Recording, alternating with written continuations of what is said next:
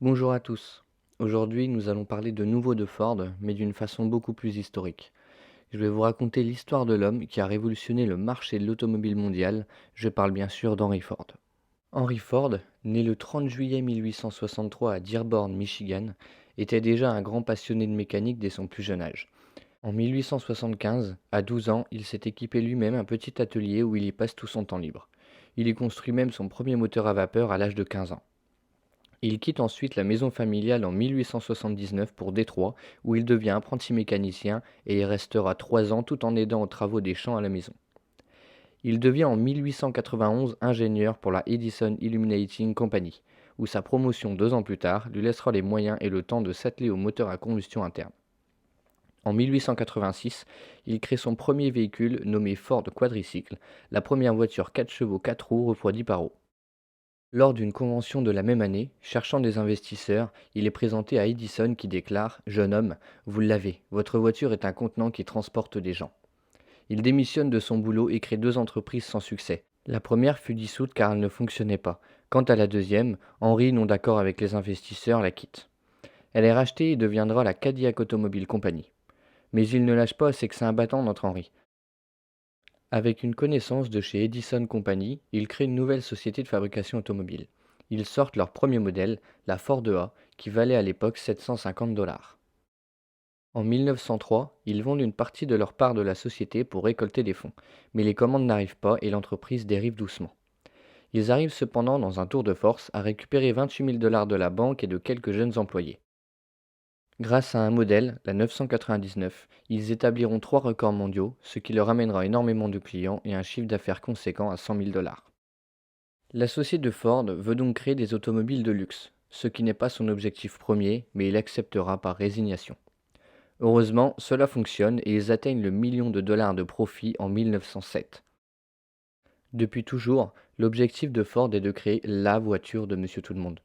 Il finira par y arriver en 1908 en créant la Ford T, modèle emblématique de la marque à l'ovale. Extrêmement simple à conduire et très peu coûteuse en réparation, elle devient la voiture sur laquelle on apprend à conduire, et la voiture de Monsieur Tout-le-Monde. Elle est un tel succès qu'au retour de la Première Guerre mondiale, un foyer américain sur deux possédant une voiture possède une Ford T. Et tout cela grâce au Fordisme. Pour revenir là-dessus, avant la Ford T, les voitures étaient conçues une à une, comme n'importe quel chantier. La voiture restait sur place et les employés allaient chercher les pièces pour les ramener et les monter sur la voiture. Il faut donc des ouvriers qualifiés et qui savent construire à la main. Ce modèle de production est très lent et rend donc les voitures plus longues à faire. Moins de modèles sortent des chaînes et donc elles sont beaucoup plus coûteuses, ce qui est totalement l'inverse de ce que veut Henry Ford. Lui et ses ingénieurs vont donc imaginer des méthodes d'assemblage rapides ainsi que des machines pour produire des pièces en grande quantité. Ils décideront ensuite de placer les employés à des postes préétablis et avec un câble attaché au véhicule, il était possible de le déplacer à chaque étape de l'assemblage. Il s'agit de la segmentation et de la simplification du processus de fabrication. Ils imagineront également, afin d'augmenter au maximum la main-d'œuvre même non qualifiée, des pièces interchangeables faciles à monter. Dans les années 20, Ford arrive à son objectif et crée sans le savoir le principe du montage en chaîne moderne tel qu'on le connaît.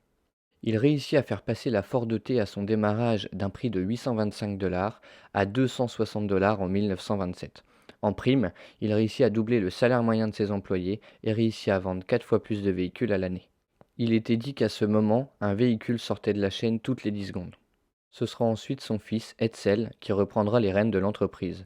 Il sortira un nouveau modèle en 1926 pour reprendre le déclin de la Ford T, la Ford Model A, qui sera vendue à plus de 4 millions d'unités jusqu'en 1931. Ford aura révolutionné beaucoup de choses, à commencer par le montage en chaîne, mais aussi les relations internationales d'entreprise. À la fin des années 20, Ford possède des usines au Royaume-Uni, au Canada, en Australie, en Allemagne, en Inde et en France.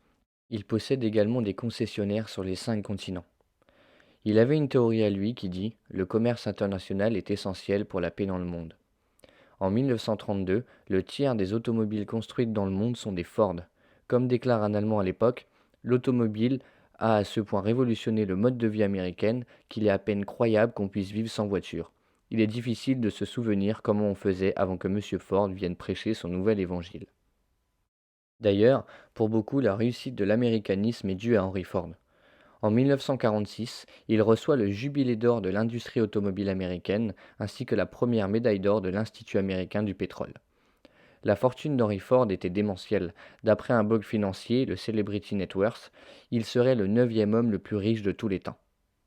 Revenu à la tête de l'entreprise après le décès de son fils en 1943, sa femme désire qu'il quitte la présidence, qui plus est, le gouvernement voit d'un mauvais œil qu'il s'occupe encore de la gestion de la société à 80 ans et après plusieurs accidents cardiovasculaires. En mauvaise santé, il quitte le poste et prend sa retraite en 1945 en laissant les pleins pouvoirs à son petit-fils Henry Ford II. Il meurt le 7 avril 1947 d'une hémorragie cérébrale à 83 ans à Fairlane, sa résidence à Dearborn, sa ville natale. Il sera enterré dans le cimetière de la famille à l'église anglicane Sainte-Martha. N'hésitez pas à vous abonner et lâcher un petit like. Vous étiez sur Auto Tech et à bientôt.